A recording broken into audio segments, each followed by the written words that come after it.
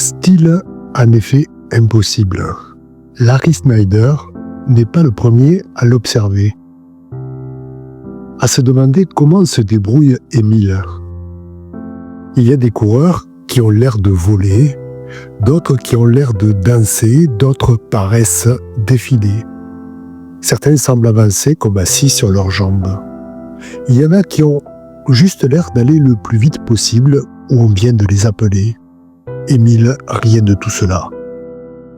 Émile, on dirait qu'il creuse ou qu'il se creuse, comme en transe ou comme un terrassier.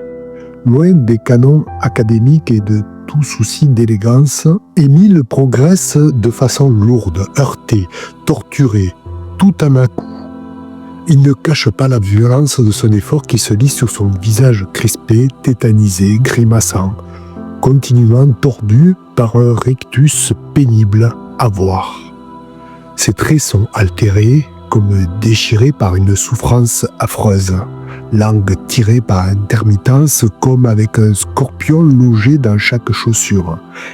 Il a l'air absent quand il court, terriblement ailleurs, si concentré que même pas là, sauf qu'il est là, plus que personne, et ramassé entre ses épaules sur son cou toujours penché du même côté, sa tête dodeline sans cesse, brinque-balle et ballotte de droite à gauche. Poings fermés, roulant chaotiquement le torse, Émile fait aussi n'importe quoi de ses bras. Or, tout le monde vous dira qu'on court avec les bras. Pour mieux propulser son corps, on doit utiliser ses membres supérieurs pour alléger les jambes de son propre poids. Dans les épreuves de distance, le minimum de mouvement de la tête et des bras produit un meilleur rendement. Pourtant, Émile fait tout le contraire. Il paraît courir sans se soucier de ses bras, dont l'impulsion convulsive part de trop haut et qui décrivent de curieux déplacements. Parfois levés ou rejetés à l'arrière, ballants ou abandonnés dans une absurde gesticulation, et ses épaules aussi gigotent, ses coudes eux aussi levés exagérément haut comme s'il portait une charge trop lourde. Il se donne en course l'apparence d'un boxeur en train de lutter contre son ombre, et tout son corps semble être ainsi une mécanique détraquée, disloquée, douloureuse. Sauf l'harmonie de ses jambes qui mordent et mâchent la piste avec voracité. Bref, il ne fait rien comme les autres qui pensent parfois qu'il fait n'importe quoi. Mais ce n'est pas tout de courir à sa manière. C'est aussi qu'il faut s'entraîner. Or, c'est ainsi qu'il s'entraîne également. Sur cette question de l'entraînement, les théories foisonnent de par le monde. Le système suédois, dit à intervalles, consiste en séries de sprints alternés avec des pauses plus ou moins longues. Le système Gerschler préconise l'entraînement fractionné, chronométré sur piste et à train relativement lent. Le système Hollander prescrit une période de footing avec changement d'allure, mais lui sur parcours souple dans un environnement naturel. Émile a minutieusement étudié chacune de ces méthodes et il les a toutes fait siennes, l'une après l'autre, pour les condenser en une seule, la méthode Émile, qui ne laisse aussi qu'une moindre part à la pure culture physique. Toutes ces techniques suggèrent par exemple des pauses entre les sprints, parcours intermédiaires en souplesse que la plupart effectuent en marchant.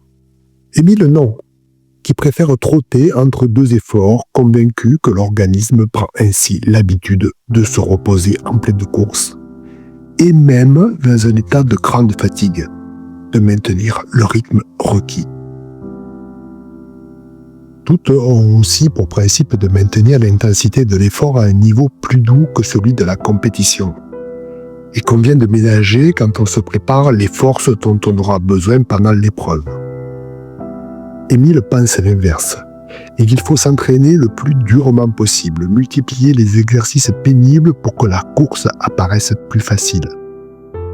Tout lui semble enfin n'affermir pas assez la volonté, en acceptant que le coureur modère son train quand il se voit faiblir. Émile n'est pas du tout d'accord.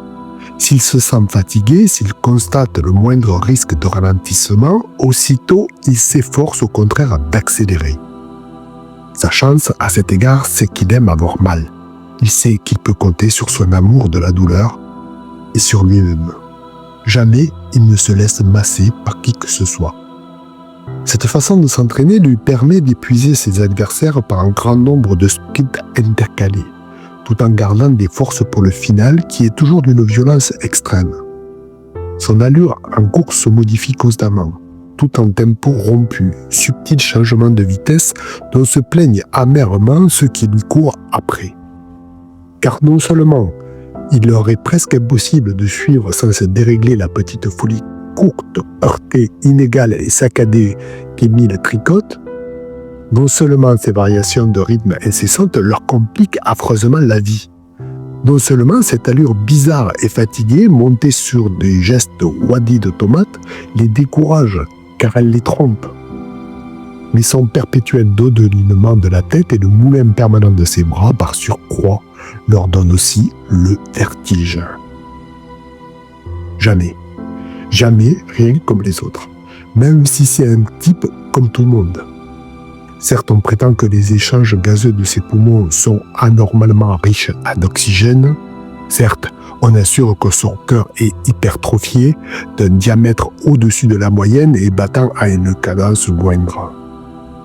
Mais, spécialement réunie à Prague à cet effet, une commission technique médicale dément toutes ces rumeurs, affirme que pas du tout, qu'Émile est un homme normal, que c'est juste un bon communiste et que c'est ça qui change tout. Bref, rien n'est sûr sauf qu'il a sans doute su discipliner ce cœur et ses poumons, les rendre aptes aux efforts de vitesse les plus rapprochés et à récupérer tout aussi vite.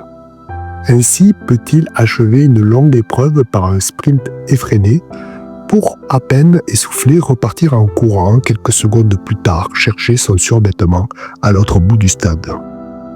Et le lendemain, si besoin, recommencer.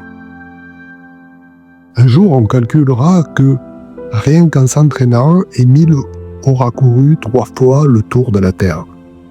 Faire marcher la machine, l'améliorer sans cesse et lui extorquer des résultats, il n'y a que ça qui compte, et sans doute est-ce pour ça que, franchement, il n'est pas beau à voir. C'est qu'il se fout de tout le reste. Cette machine est un moteur exceptionnel sur lequel on aurait négligé de monter une carrosserie. Son style n'a pas atteint ni n'atteindra peut-être jamais la perfection, mais Émile sait qu'il n'a pas le temps de s'en occuper. Ce serait trop d'heures perdues au détriment de son endurance et de l'accroissement de ses forces. Donc même si ce n'est pas très joli, il se contente de courir comme ça lui convient le mieux, comme ça le fatigue le moins. C'est tout.